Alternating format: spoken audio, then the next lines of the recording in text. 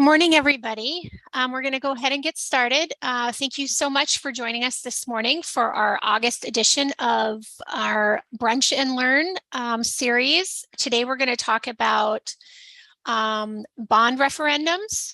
My name is Amy DeCook. I'm in-house legal counsel at NDSBA. Just a couple of reminders before we get started. If you have any questions or comments that you would like to make as we go along, please feel free to put those in the question and answer feature on your Zoom screen, and we will do our best to monitor them throughout. I will try to answer them as we go along, just so that we can kind of answer them as we're talking about a particular issue. But we will probably have some time at the end to answer a few questions as well. But feel free to shoot me those questions as we go along today. And then finally, the recording of this webinar, as well as the slides that I'm going to use today, will be available on our website following today's webinar. So without further ado, as I stated, we're going to talk about bond referendums. Before I get started, this is a topic that has a lot of moving parts, and we could probably spend certainly more than an hour that we have allotted today to talk about this topic. So I'm going to cover kind of the basics of it and the process of going through the referendum process. But there are a lot of other issues that we just don't have a lot of time to talk about today. So I'll try to reference some of those as we go along, but I just wanted to give you that heads up. To start out, I just wanted to cover a couple of basics before we start, getting down into the weeds a little bit. So most of what I'm going to talk about today in terms of requirements are going to be found in Chapter 2103 of the Century Code. That's where you're going to find the process and the requirements that you'll need to go through if your board is going to be pursuing a bond referendum in your district. No school board can issue bonds without first being authorized by 60% of the qualified voters voting on the question. There are some exceptions to the election requirement, but for the most part, for our purposes, an election is going to be required, and this 60% threshold is going to need to be met before you can, before you're authorized to issue those bonds.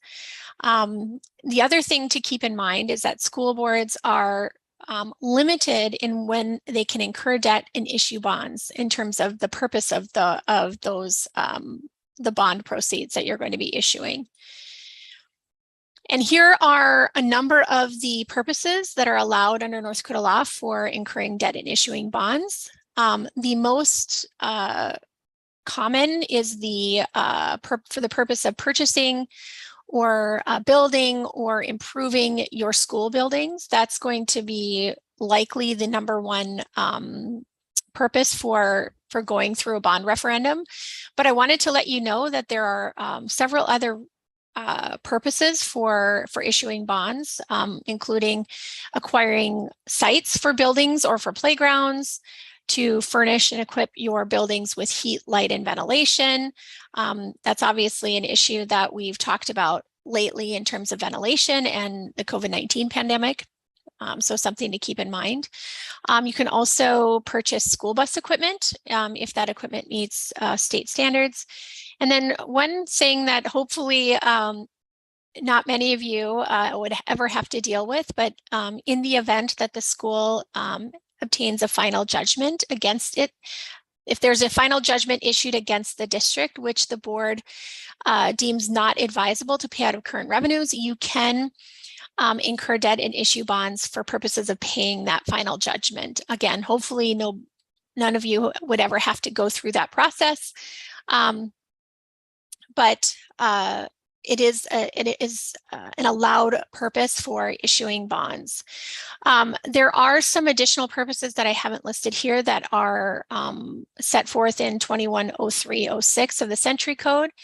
And then there are also some issues that don't require meeting the requirements for that are set forth in Chapter 2103, and those are covered in Section 210302. I'm not going to go over those today, but I just wanted to just flag that for you. Okay, so one thing to keep in mind before you move forward with the bond process is to make sure you understand the limits under North Dakota law on district indebtedness. So all municipalities that are able to issue bonds, including public school districts, cannot incur indebtedness which, with all other outstanding indebtedness of the district, exceeds 5% of your assessed value, taxable value of your property. That requirement is reflected in Section 210305, as well as Article 10, Section 15 of the North Dakota Constitution. So it is not only a statutory limitation, it is also a limitation that's set forth in our North Dakota Constitution. You are allowed to increase your limit of indebtedness beyond that 5% by an additional 5%.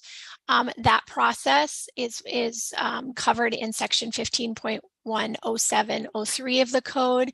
Basically, that issue of increasing the limit of indebtedness can either be brought forth by board resolution, or it can also be initiated by a petition that's signed by the required number of qualified electors that voted in the last annual election. And for that purpose, 1/3 of those who voted in the last annual election would need to sign the petition in order to start that process without a board resolution.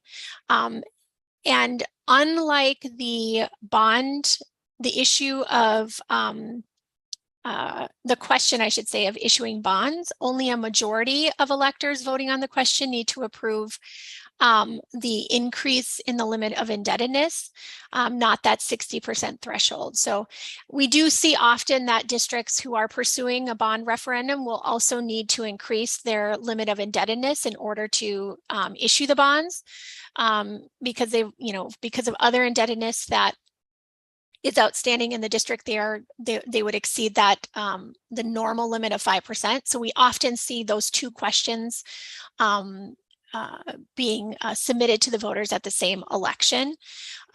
So again, the 60% threshold applies to the bond issuance, and then only a majority vote is required for the increase to the limit of indebtedness. But that is an issue that you'll need to consider before moving forward with the process. So that's just kind of a couple of basic things that you should know before we start the discussion. I wanted to next move on to the planning process. It's really important before you submit the question to the voters that you properly plan for the process, not just making sure that you conduct the bond election appropriately, but also that you start the project on a good foot. And what's really important about the planning process, or one of the important things about the planning process, to make sure that you're starting as a board and as a district, starting discussions regarding the needs of the district well in advance of submitting that question to the voters. And one of the reasons for that is that if you're having kind of ongoing discussions of the facility needs of the district, for example, again, that's the most common reason to issue bonds, is to either construct new school buildings, or to improve new school buildings, or remodel school buildings. It's helpful to have those discussions about the needs of the district on an ongoing basis, especially if you're anticipating having to go to the voters, because it can prepare voters for the fact that you're going to be asking them to approve, authorize you to issue bonds, and it also increases your chances of a successful referendum. And we'll talk a little bit about why that's so important in a bit. But the other thing that school districts often do, and it's something that we recommend, is to create a committee, even a special committee beyond your finance committee or your facilities committee. create a special committee to handle the planning of this particular construction project and the issuance of the bonds. Then you have a dedicated committee with the appropriate folks on it who can, plan the process and make recommendations to the board on how to move forward throughout the process. That is, in my experience, quite common for districts to create that committee specifically for the project that you're going to be moving towards, so that you have a dedicated committee that can just be responsible for planning out and assisting the board in moving through the bond process. I wanted to mention that, there are other options for financing and for raising revenue. And some of the general requirements for political subdivision borrowing are addressed in Chapter 2113. It's just something to keep in mind. I think sometimes we forget that, especially if you're dealing with a smaller project or a smaller improvement or remodeling project, you have the option to finance, through a bank or credit union borrowing. And there are limits and requirements to that, but it is something that you can consider as an alternative to going through the bond referendum process. Okay, so a little bit more on the planning process. Before you start the bond process, you should be and likely are required to retain an architect to help you define not only what the project is going to look like, but also the cost of the project, because that's going to inform the amount of bonds you'll need to issue. And so a lot of the requirements for retaining an architect and the services that they're going to be providing are covered in the public improvement bidding and contracting chapter of the code, which is chapter 48 -01.2. In that chapter, for any public improvement project and any school construction project that's going to improve the property or build a building is going to have to comply with the requirements of 48-01.2. That chapter provides that the threshold for requiring the procurement of plans, drawings, and specifications from an architect is $200,000. So if your project is going to cost $200,000 or more, you are required to procure plans, drawings, and specifications from an architect or an engineer. That chapter also requires that you are required to employ the architect that provides those plans, drawings, and specifications to also provide construction administration and observation services. So they're going to make sure that guide you through and work with the contractor that construction manager that you eventually hire after the bond referendum is approved. They're going to help provide administration services and observation services to make sure that the project is being constructed in accordance with the appropriate standards. So you are required to procure plans, and you're also required to employ that architect to provide those administration and observation services. A couple of other things that I think sometimes get overlooked. Oftentimes, the first time I hear from a district that wants assistance for a construction project, it's well after the architect has been hired and well after you've entered into a contract with your architect. First and foremost, I strongly recommend that you work with legal counsel if you're going to move forward with a large construction project, and particularly if you're going to go through the bond referendum process. You're going to want to have an attorney that is familiar with the municipal financing process. And by municipal financing, I mean that includes the bond referendum process. There are a couple of attorneys, unfortunately only a couple of attorneys in North Dakota that are what I would consider experts on that municipal financing process, including bond referendums. I think one just retired, the one that I often refer districts to on the financing portion. I think he just retired in Fargo, but there are a few. that do provide that expertise.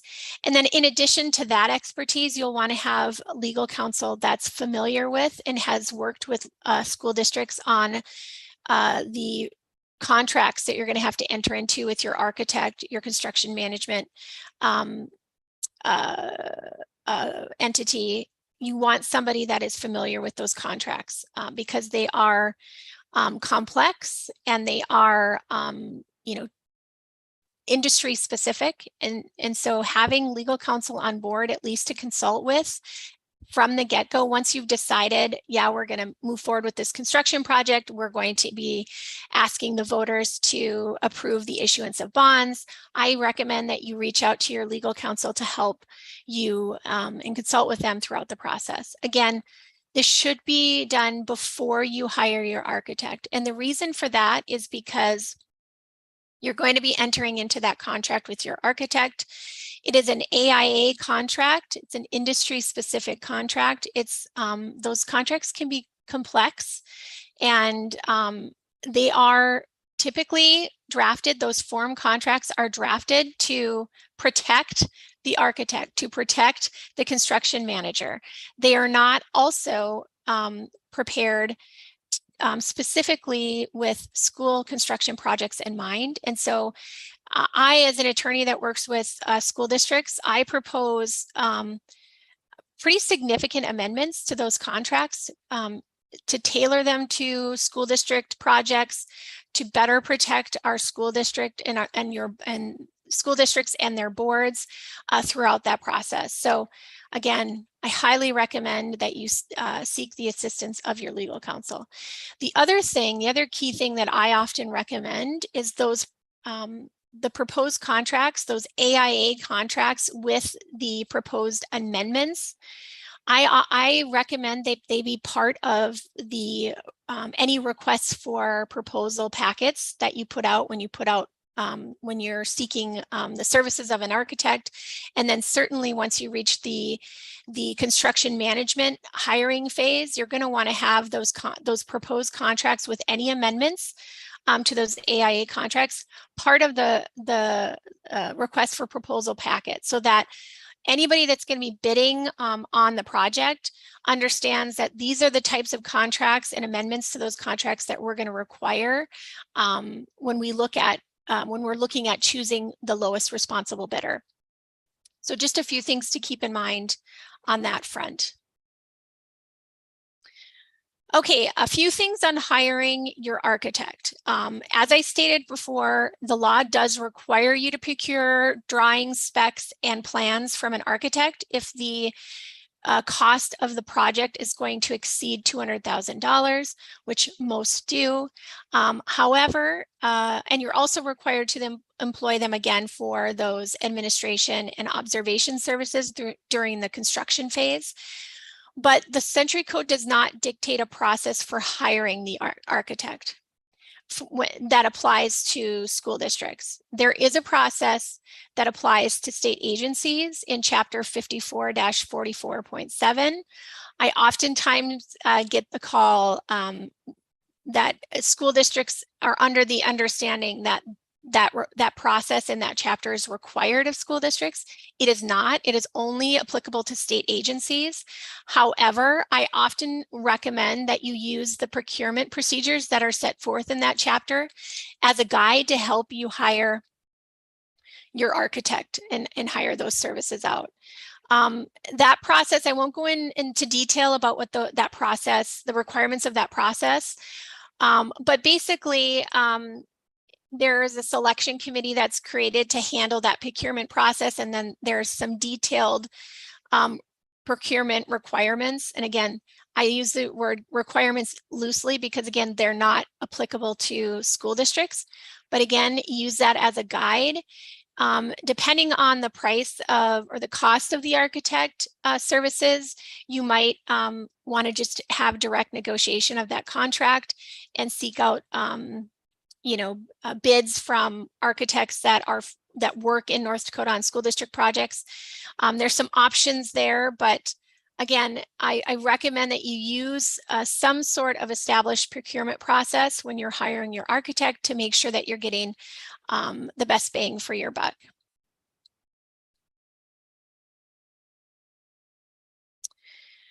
Okay, so once you've hired your architect, hopefully you've retained legal counsel to consult with throughout the process. You can go ahead and start the process of getting approval to issue the bonds.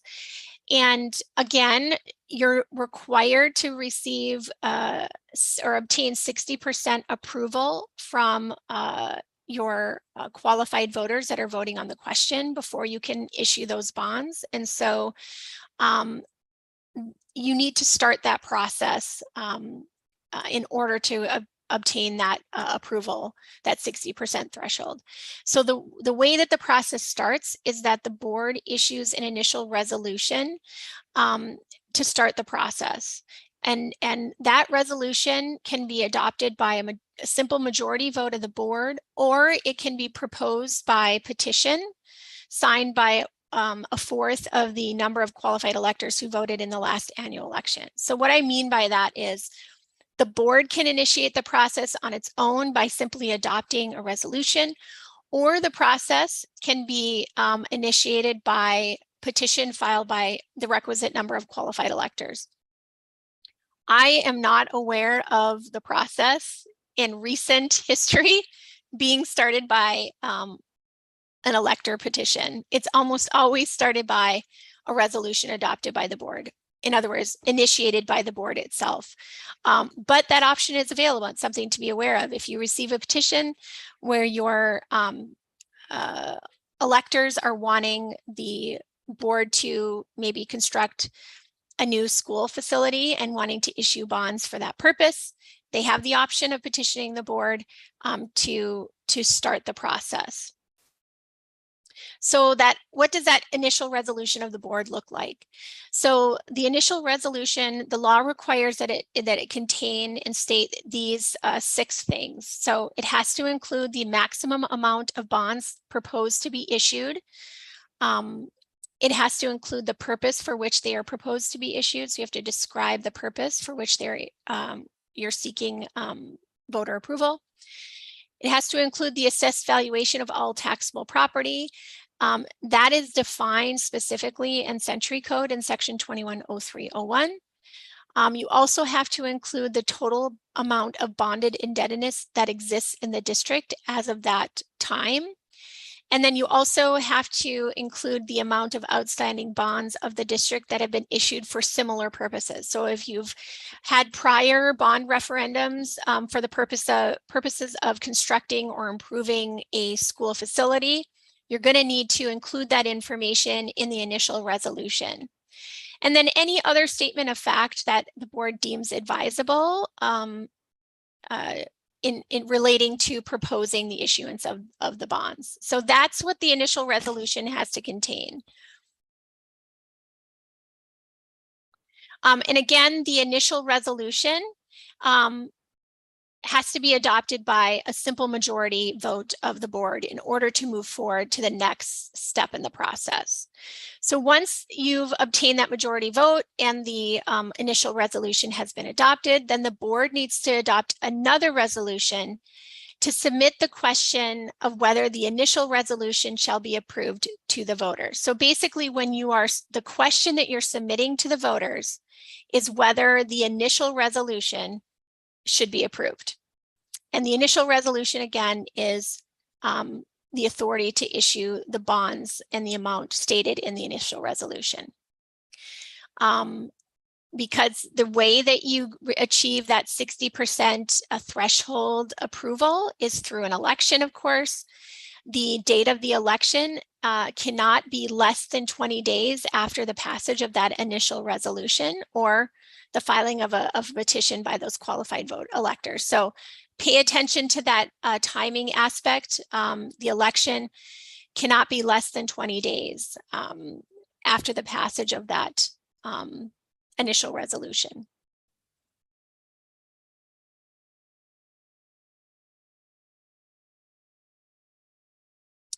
We have a question from Shauna. Would your attorney get the resolution put together for your board to adopt? Would you recommend having an attorney put the needed resolution together for the board? Yes, absolutely. That's a great question, Shauna. I would strongly recommend that you have your attorney who's working with you and you're consulting with put that initial resolution together to make sure that it contains all of the required information that I just spoke about, because again, that is information that is required by law. So great question. Okay, in terms of the bond election, the board is required to set the date of the election and designate polling hours and polling places, just like it would for any other election that the board that's going to be held by the board. One difference between a bond election and any other election is in the appointment of election officials. Ordinarily, for regular elections and most other special elections, you're required to appoint 2 judges and 2 clerks for each polling place. However, for bond elections, in addition to those 2 judges and 2 clerks for each polling place, you're also required to appoint an election inspector. That's a difference between how we conduct our annual elections. I often recommend that you appoint an inspector for your annual elections, but that is not a legal requirement for our annual elections. It is a legal requirement for bond elections. And then in terms of overall administering of this election, the bond election, it's going to be conducted and canvassed essentially in the same manner as your annual elections where you're electing members to the board. There, again, might be a few exceptions to that where there's particular requirements that apply to bond elections, but overall it's going to be conducted in the same manner as the election of board members. So I recommend that you consult with and utilize our school elections handbook that we've put together a couple of years ago. It's been updated every year as the legislature has made changes to election requirements. We're really extremely proud of that resource. It's something that has never existed for school elections, and so we spent a lot of time putting that together. And I hope every business manager has that handbook at the ready. Anytime in election season comes around, or anytime you're conducting bond elections, it does cover bond elections and includes some of the information that we're going to talk about today. So something to keep in mind.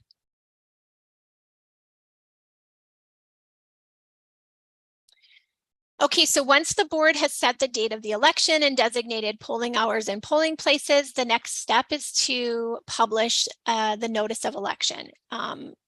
In every other election, you're required to publish a notice of election, but the timing and the requirements for bond elections are a little bit different.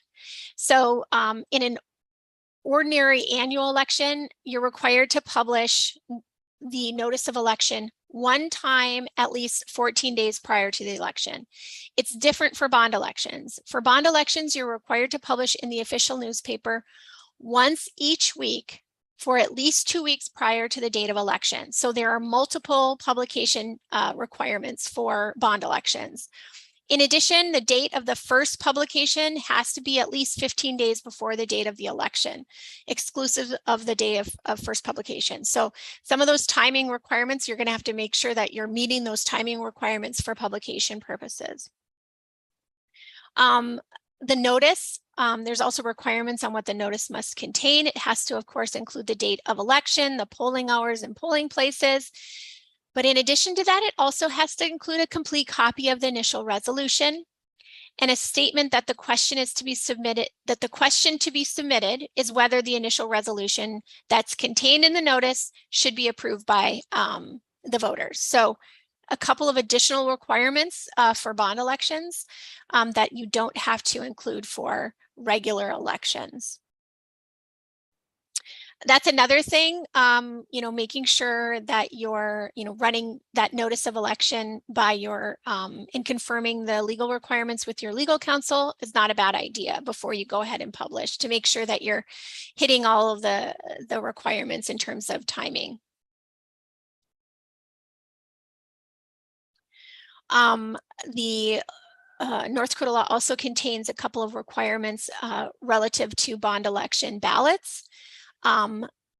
One requirement that I think gets overlooked sometimes is that the ballot for the bond election has to be separate from all other ballots used on the same day for the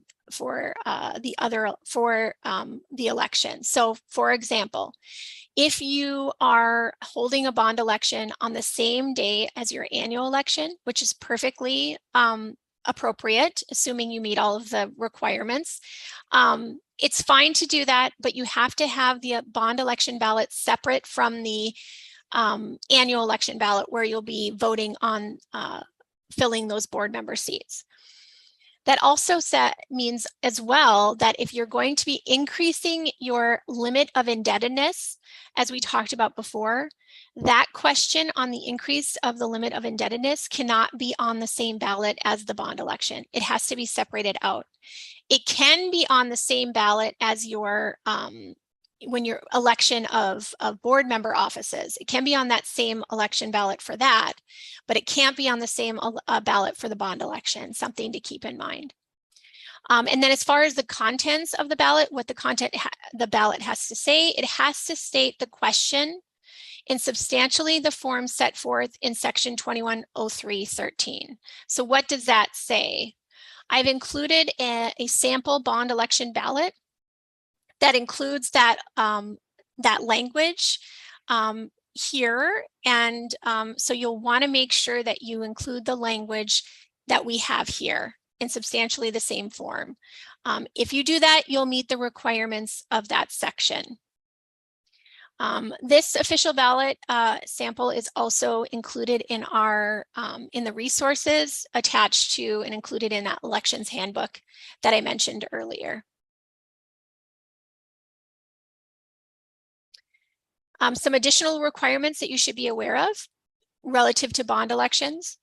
The school business manager is required to keep a record book, and in that book, they're required to record a full and correct statement of every step or proceeding taken in the process to authorize and issue the bonds. So basically, you have to keep a record of every step of the process for every bond referendum attempt. Even if it's failed, you still need to keep that record book.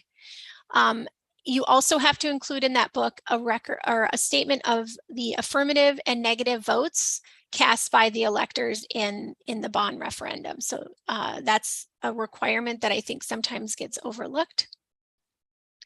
There are several additional provisions in Chapter 2103 that talk about the form and content of bonds, and how the terms of bonds, and how you execute the bonds, and just the bond once you've received the approval from the voters, what you need to do in terms of the process of actually issuing the bonds.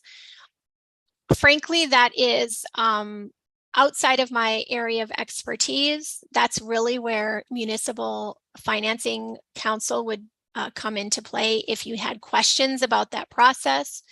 I'm not going to cover them today, but I just wanted to flag that for you, that there are several requirements and additional provisions for actually issuing the bonds once you have them, the approval of the voters.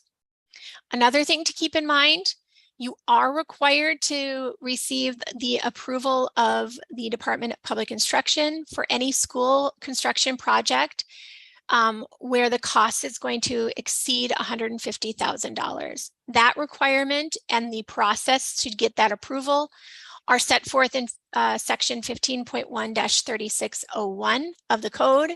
I'm not going to go through those requirements today, but I wanted to make sure that's something that I think sometimes it doesn't necessarily get forgotten, but I think we forget about it for a time, and then we have to hurry up and get that approval. You wouldn't want to go through the referendum process and then seek the approval of DPI after the fact. because if you don't get that approval from DPI, you've then just gone through the referendum process for no reason. I think DPI, I'm not aware of DPI really denying approval. They might come back and go back and forth with the district to make sure that the project has all of the requirements and meets all of the requirements, but at the end of the day, they work with you to make sure that that approval is obtained. Oops. Okay, so what happens if the bond referendum fails? Well, this is covered in section 16.10111, so completely outside of the bond chapter of the code. But there are two things to keep in mind. When you have a bond referendum that fails, you are not allowed to submit that question to a vote until 3 months has expired. So you have to wait a period of 3 months before you can bring that bond issue back to the voters. The same thing applies to a mill levy question as well, same limitation, but again, you have to wait that 3 months.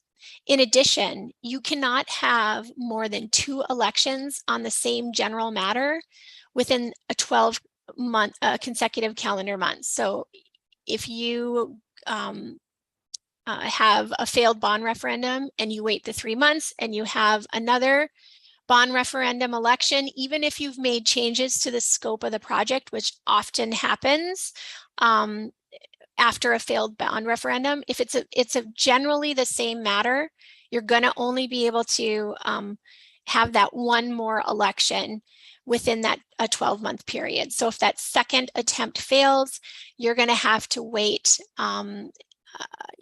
so that you don't have that more than 2 elections within that 12 consecutive calendar months.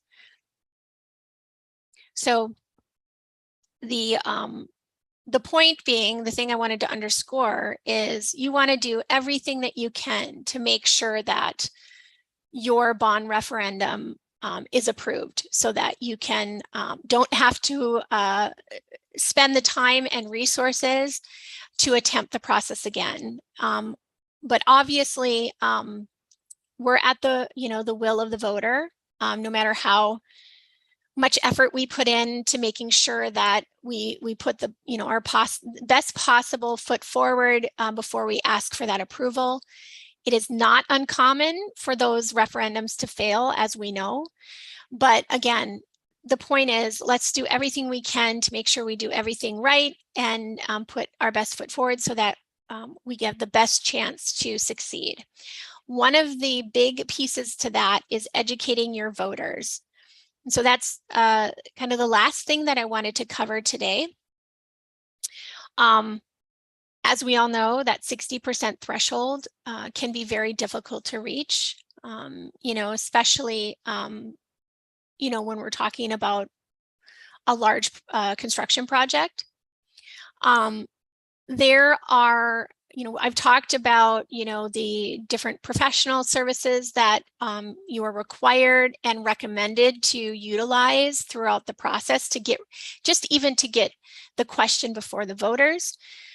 All of that costs money. And if the bond referendum fails, you're out that money. You don't get that money back. And if you have to restart the process, you're going to have to incur some of those costs again. And so it's extremely costly to go through the process and for it to fail. So one of the things that you can do to help your chances of success is to educate your voters on the needs of the district and the reasons that you are seeking their approval to issue the bonds. The board or even that construction or planning committee that your board has created for the project should make a plan on how you're going to educate your voters on the needs of the district, the reasons that you are, seeking their approval of the issuing of the bonds,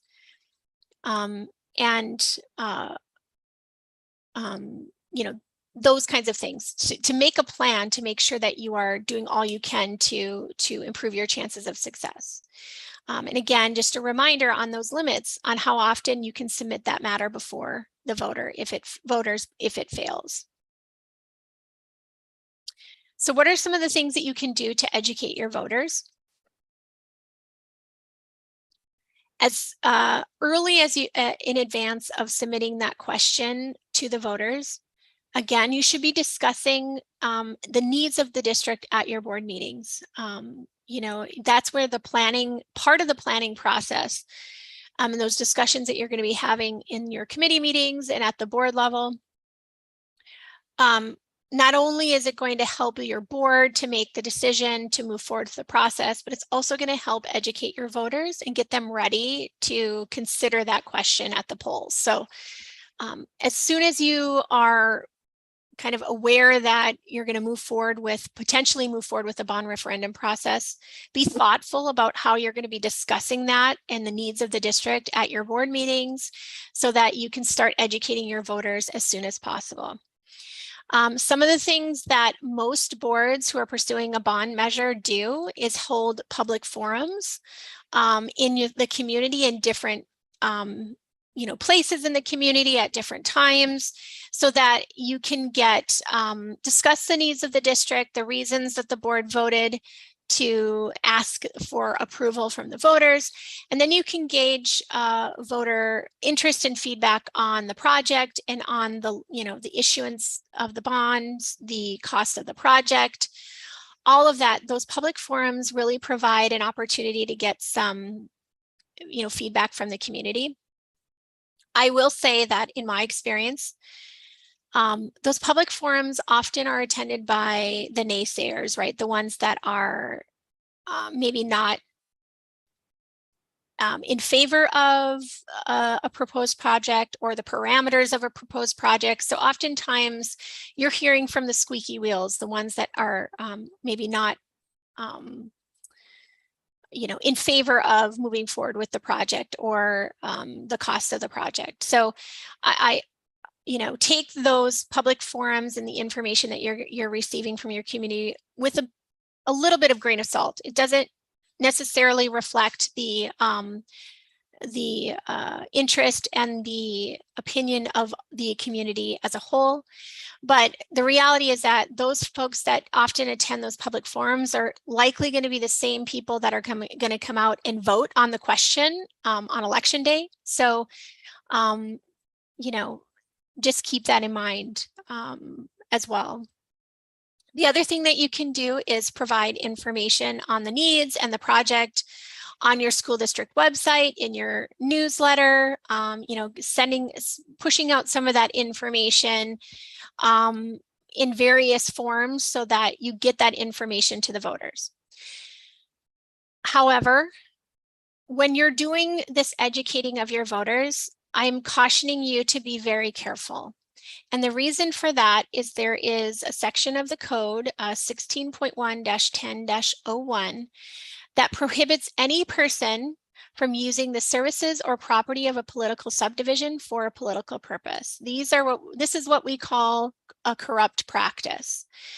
And so it's, as school board members, as business managers, as superintendents, we need to be aware of this limitation. So what does this mean? What does a political purpose mean? Well, that's defined specifically in this chapter of the code, and it means generally, it means, I'm kind of paraphrasing here for purposes of space, but basically it means any activity undertaken in support of or in opposition to a political subdivision ballot measure or election or nomination of a candidate to public office. So basically, you're prohibited from using the services or property of a political subdivision in support of or in opposition to a ballot measure. That includes a bond referendum. So that means you are prohibited from using, language like vote for or oppose, or similar type of supporting or opposition language in any advertisement or information that you're sending out to your electors. You are permitted by law to present factual information regarding a ballot question solely for the purposes of educating the voters if the information that you're providing does not advocate for or against the bond measure. So this is where you have the doors open for you to educate your voters on the ballot question and on the needs of the district, as long as you are not being careful not to advocate for or against approval or disapproval of the actual question that you are putting before the voters. Let's unpack that a little bit more. So again, I said you can't use the property or services of the political subdivision or the school district in furtherance of a political purpose. So what does property mean?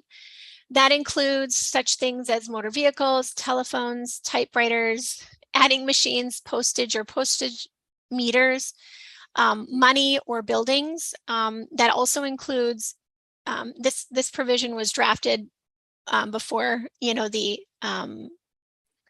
widespread use of electronic media. So as you can see by some of the descriptions here, but it would also include, district email addresses, district cell phones, computers. What else? That's all I can think about right now, but that it would essentially include any property of the personal or real property of the district. You can't use that in furtherance of a political purpose.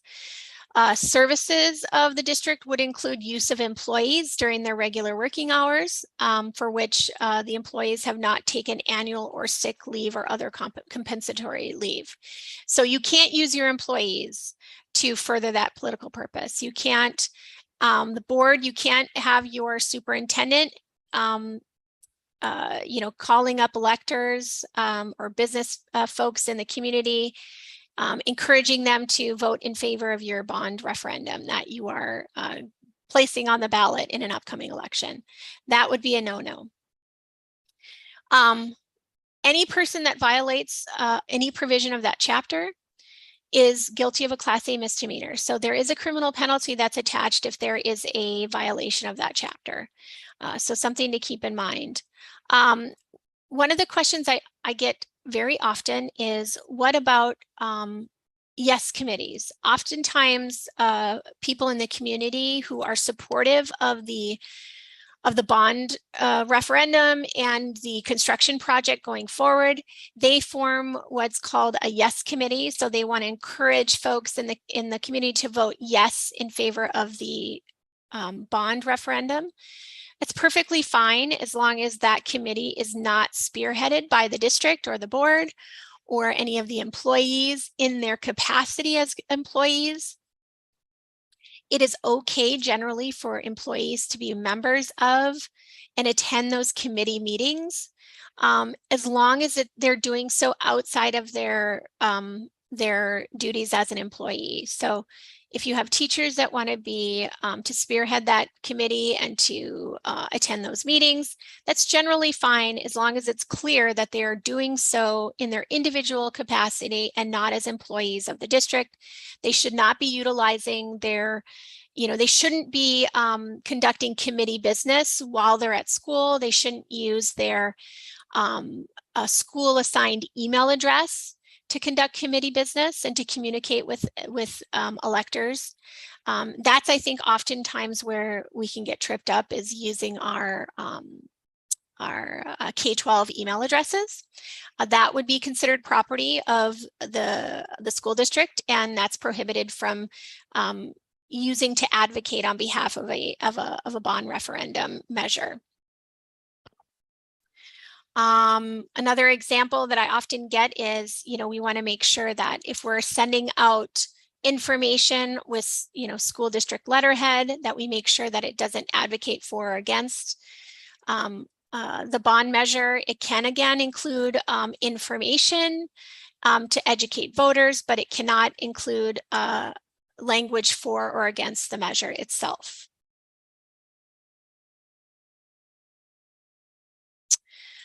That's all I have in terms of substantive information today. I'd be happy to answer any questions that anybody has.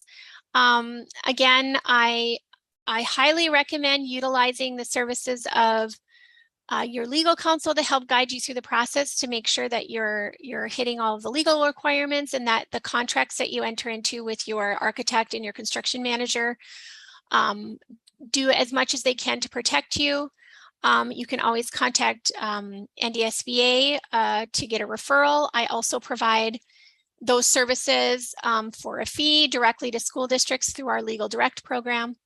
As always, you can contact us with general questions regarding the process as well. If you have any questions about the information that I presented today, I'd be happy to answer any questions now, or if they arise after the webinar is concluded, you can just give us a call at our office. Any questions? Okay, seeing none. I appreciate your time. I just want to let you know we have our next Brunch and Learn in September on the 21st, again at 9 a.m.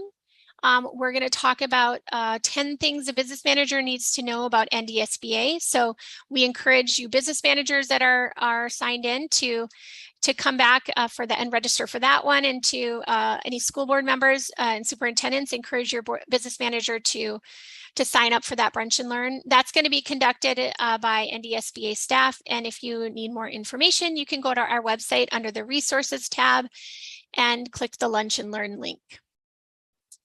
That's all I have. Thank you guys so much. I hope you have